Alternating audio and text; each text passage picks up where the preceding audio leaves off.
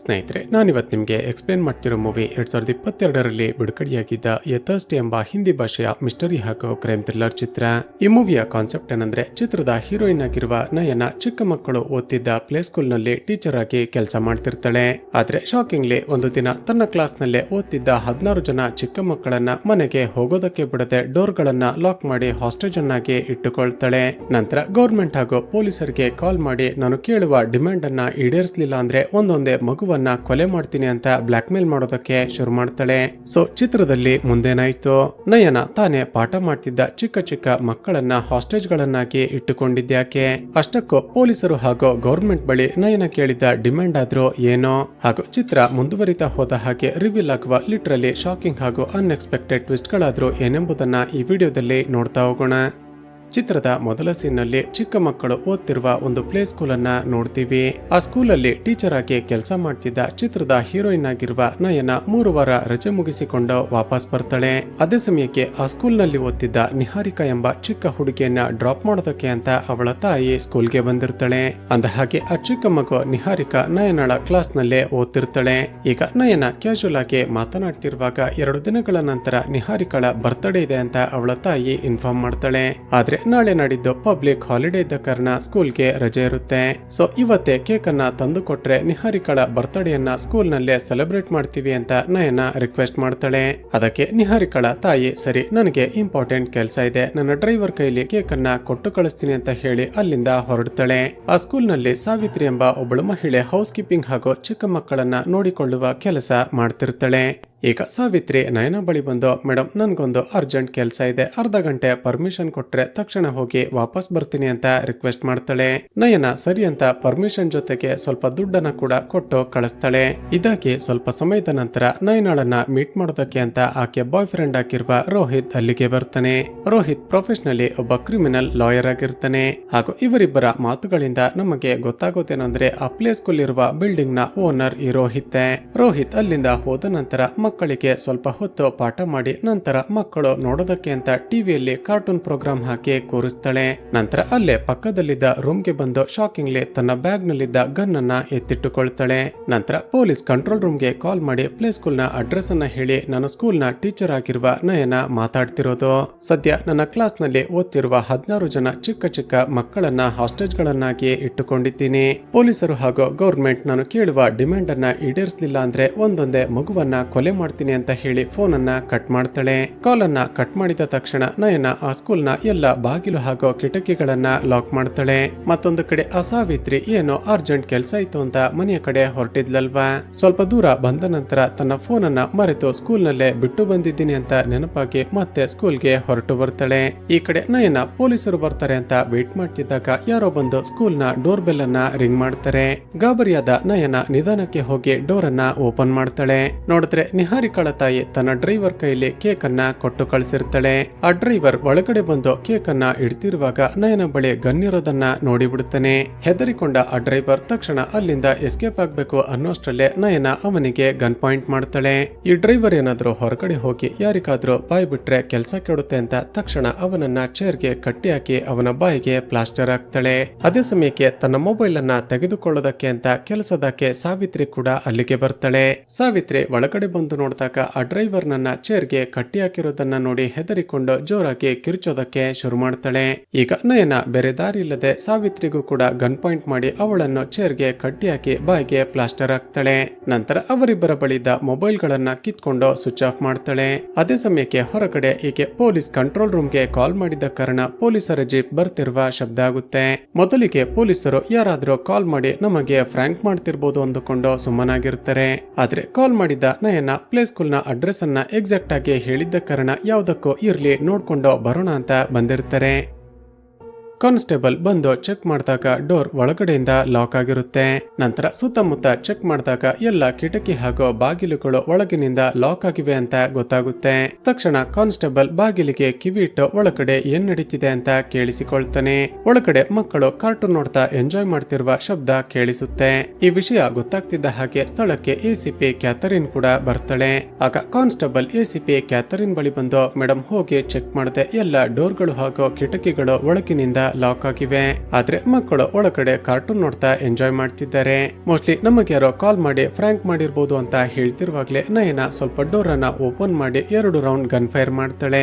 Gun fire ಆದ ಶಬ್ದ ಕೇಳಿದ ಕ್ಯಾಥರಿನ್ ಹಾಗೂ ಬೇರೆ ಪೊಲೀಸರಿಗೆ ತುಂಬಾನೇ ಶಾಕ್ ಆಗುತ್ತೆ.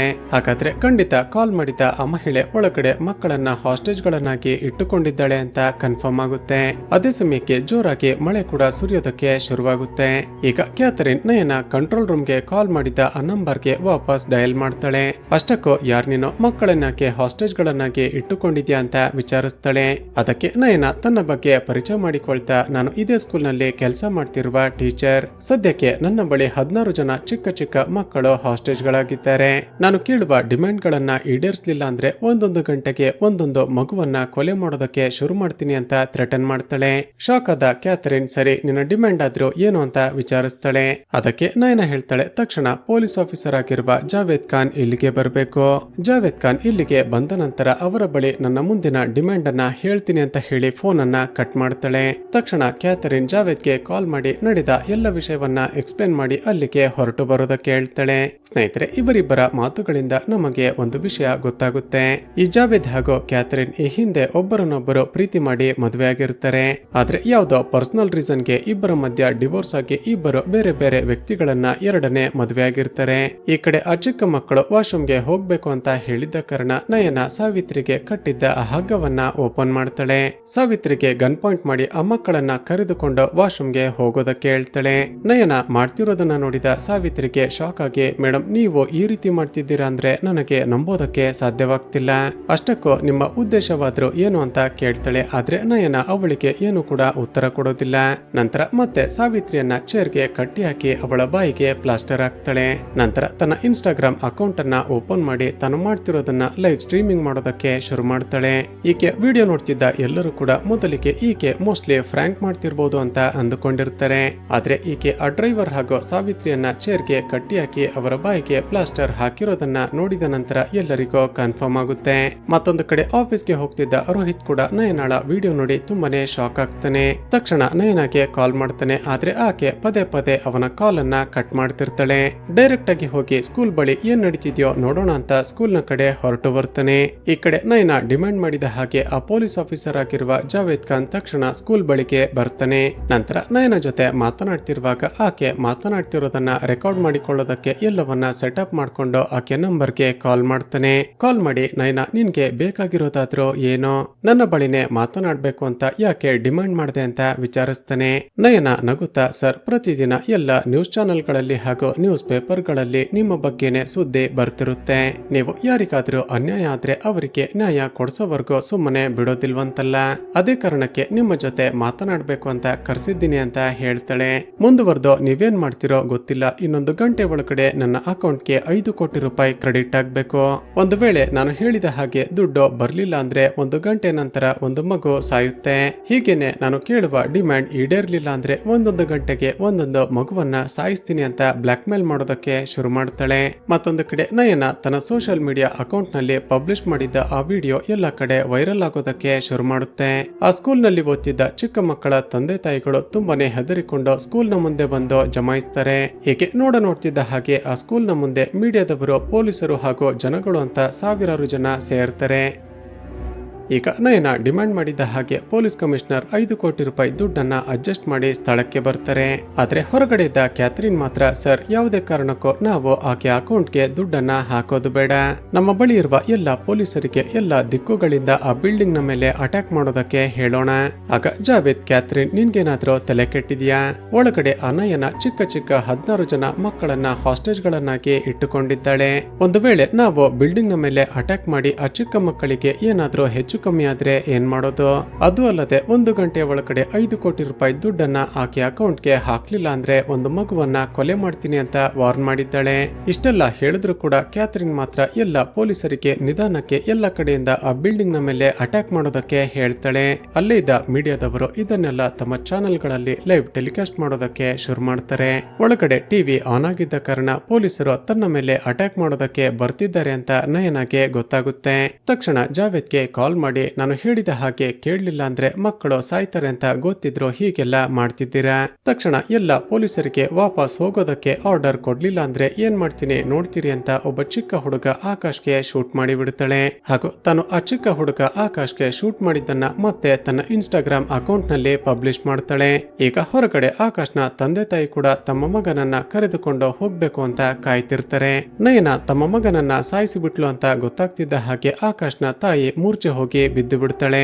ಅದನ್ನ ನೋಡಿದ ಕಮಿಷನರ್ಗೆ ತುಂಬಾನೇ ಕೋಪ ಬಂದು ಕ್ಯಾಥರಿನ್ಗೆ ಸರಿಯಾಗಿ ಬೈತಾನೆ. ಆಕೆ ಡಿಮ್ಯಾಂಡ್ ಮಾಡಿದ ಹಾಗೆ 5 ಕೋಟಿ ರೂಪಾಯಿ ದುಡ್ಡನ್ನ 1 ಗಂಟೆ ಒಳಗಡೆ ಆಕೆ ಅಕೌಂಟ್ಗೆ ಹಾಕಿದ್ರೆ ಆ ಮಗುವಿನ ಪ್ರಾಣನಾದ್ರೂ ಉಳಿತಿತ್ತು. ನಾವು ಎಷ್ಟೇ ಹೇಳಿದ್ರು ಕೂಡ ನಮ್ಮ ಮಾತನ್ನ ಇಗ್ನೋರ್ ಮಾಡಿ ಆಕೆ ಮೇಲೆ ಅಟ್ಯಾಕ್ ಮಾಡಿಸೋದಕ್ಕೆ ಹೇಳ್ದೆ. ನಿನ್ನ ಮಾತನ್ನ ಕೇಳಿ ಆ ಚಿಕ್ಕ ಮಗುವನ್ನ ನಾವು ಕಳೆದುಕೊಂಡ್ವಿ. ಇನ್ ಮುಂದೆ ಆಫೀಸರ್ ಜಾವಿದ್ ಈ ಆಪರೇಷನ್ಗೆ ಇನ್ಚಾರ್ಜ್, ನೀನು ಕೇವಲ ಅವನಿಗೆ ಸಹಾಯ ಮಾಡು ಅಷ್ಟೇ ಅಂತ ಎಲ್ಲರ ಮುಂದೆ ಬೈದು ಬಿಡ್ತಾರೆ. ಈಗ ಮೊದಲಿಗೆ ಜಾವೇದ್ ನಯನ ಡಿಮ್ಯಾಂಡ್ ಮಾಡಿದ ಹಾಗೆ 5 ಕೋಟಿ ರೂಪಾಯಿ ದುಡ್ಡನ್ನ ಆಕೆ ಕೇಳಿದ ಅಕೌಂಟ್ಗೆ ಟ್ರಾನ್ಸ್ಫರ್ ಮಾಡಿಸ್ತಾನೆ. ಈಗ ನಯನ ಮತ್ತೆ ಜಾವೇದ್ಗೆ ಕಾಲ್ ಮಾಡಿ ರಾಕೇಶ್ ಹಾಗೂ ಚರಣ್ ಕುಮಾರ್ ಎಂಬ ಇಬ್ಬರು ವ್ಯಕ್ತಿಗಳ ಹೆಸರನ್ನ ಹೇಳಿ ಅವರನ್ನ ತಕ್ಷಣ ಅರೆಸ್ಟ್ ಮಾಡೋದಕ್ಕೆ ಹೇಳ್ತಾಳೆ. ಜೊತೆಗೆ ತಾನು ಭಾರತದ ಪ್ರೈಮ್ ಮಿನಿಸ್ಟರ್ ಜೊತೆ ಮಾತನಾಡೋದಕ್ಕೆ ಒಂದು ಮೀಟಿಂಗ್ ಅನ್ನ ಕೂಡ ಅರೇಂಜ್ ಮಾಡಿ ಅಂತ ಡಿಮ್ಯಾಂಡ್ ಮಾಡ್ತಾಳೆ. ಈಕೆ ಯಾಕೆ ಪ್ರೈಮ್ ಮಿನಿಸ್ಟರ್ ಜೊತೆ ಮಾತನಾಡಬೇಕು ಅಂತ ಹೇಳ್ತಿದ್ದಾಳೆ ಅಂತ ಕಮಿಷನರ್ಗೂ ತಲೆ ಕೆಡುತ್ತೆ. ಈಗ ಮತ್ತೆ ಸೋಷಿಯಲ್ ಮೀಡಿಯಾದಲ್ಲಿ ಲೈವ್ ಬಂದು ಭಾರತದ ಪ್ರೈಮ್ ಮಿನಿಸ್ಟರ್ ನನ್ನನ್ನ ಬಂದು ಮೀಟ್ ಮಾಡ್ಲಿಲ್ಲ ಅಂದ್ರೆ ಮತ್ತೊಂದು ಮಗುವಿನ ಕೊಲೆ ಆಗುತ್ತೆ ಅಂತ ಥ್ರೆಟನ್ ಮಾಡ್ತಾಳೆ. ಮೀಡಿಯಾಗಳ ಮೂಲಕ ಈ ವಿಷಯ ಭಾರತದ ಪ್ರೈಮ್ ಮಿನಿಸ್ಟರ್ಗೂ ಗೊತ್ತಾಗುತ್ತೆ. ತಕ್ಷಣ ತನ್ನ ಸೆಕ್ರೆಟರಿಗೆ ಅಷ್ಟಕ್ಕೂ ಆ ಸ್ಕೂಲ್ ಬಳಿ ನಡೀತಿರೋದಾದ್ರೂ ಏನು ಅಂತ ವಿಚಾರಿಸೋದಕ್ಕೆ ಹೇಳ್ತಾರೆ.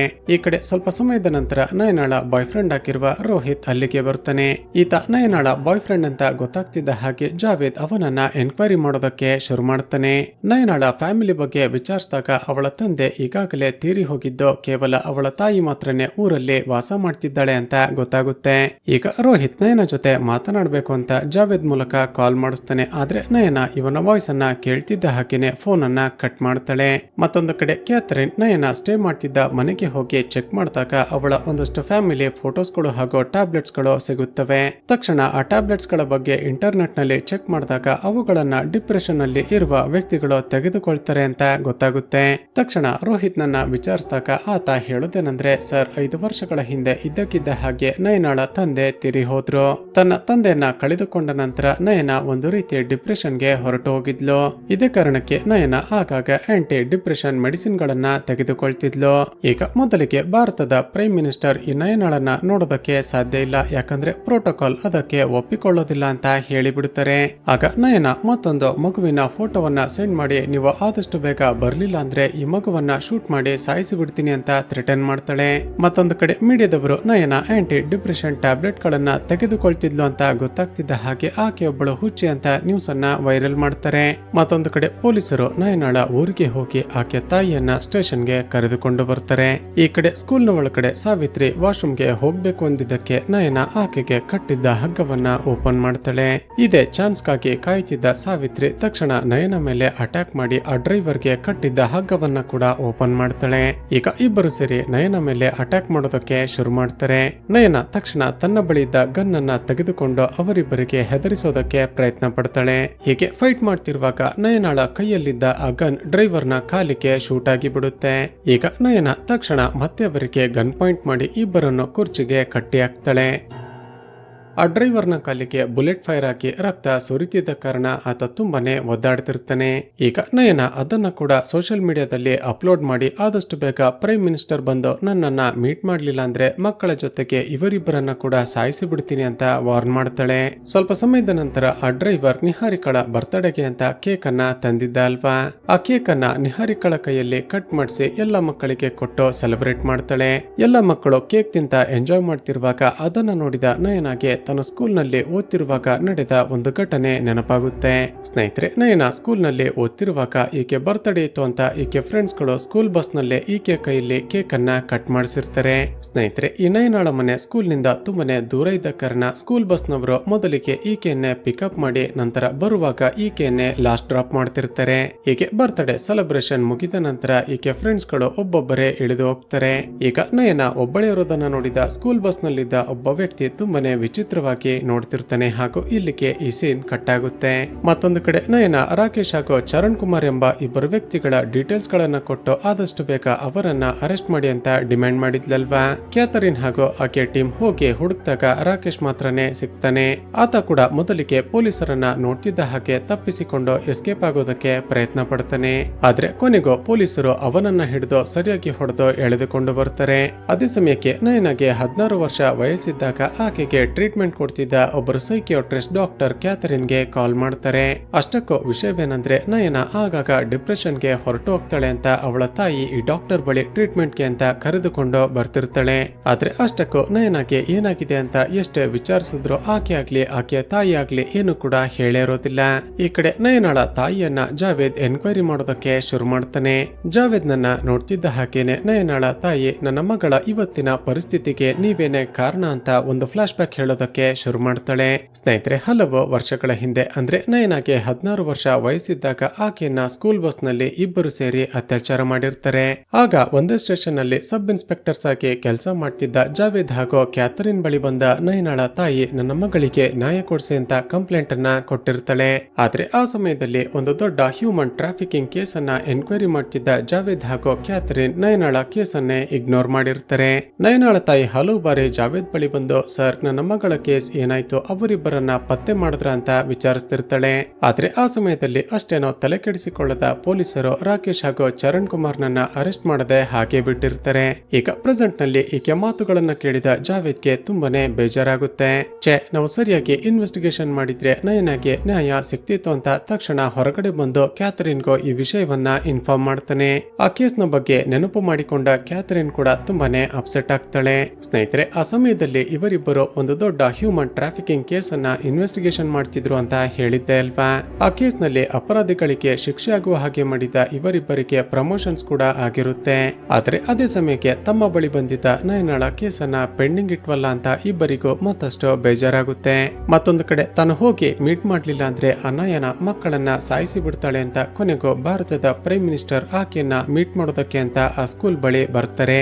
ಈಗ ಜಾವೇದ್ ನಯನಗೆ 16 ವರ್ಷ ವಯಸ್ಸಿದ್ದಾಗ ಆಕೆ ಮೇಲೆ ಅತ್ಯಾಚಾರ ಆಗಿದ್ದು ಹಾಗೂ ಅವರ ತಾಯಿ ಪೊಲೀಸ್ ಸ್ಟೇಷನ್ಗೆ ಬಂದಿದ್ದು ಎಲ್ಲವನ್ನೂ ಎಕ್ಸ್ಪ್ಲೇನ್ ಮಾಡ್ತಾನೆ. ಪ್ರೈಮ್ ಮಿನಿಸ್ಟರ್ ಅಲ್ಲಿಗೆ ಬಂದಿದ್ದಾರೆ ಅಂತ ಗೊತ್ತಾಗ್ತಿದ್ದ ಹಾಗೆ ನಯನ ಒಂದು ಟ್ವಿಸ್ಟ್ ಅನ್ನ ರಿವೀಲ್ ಮಾಡ್ತಾಳೆ. ತನ್ನ ಮೊದಲ ಡಿಮ್ಯಾಂಡ್ ಅನ್ನ ಡಿಲೇ ಮಾಡಿದ್ದಕ್ಕೆ ಆಕಾಶ್ ಎಂಬ ಒಬ್ಬ ಚಿಕ್ಕ ಹುಡುಗನ್ಗೆ ಶೂಟ್ ಮಾಡಿ ಆ ವಿಡಿಯೋವನ್ನ ಸೋಷಿಯಲ್ ಮೀಡಿಯಾಗೆ ಅಪ್ಲೋಡ್ ಮಾಡಿದ್ಲಲ್ವಾ.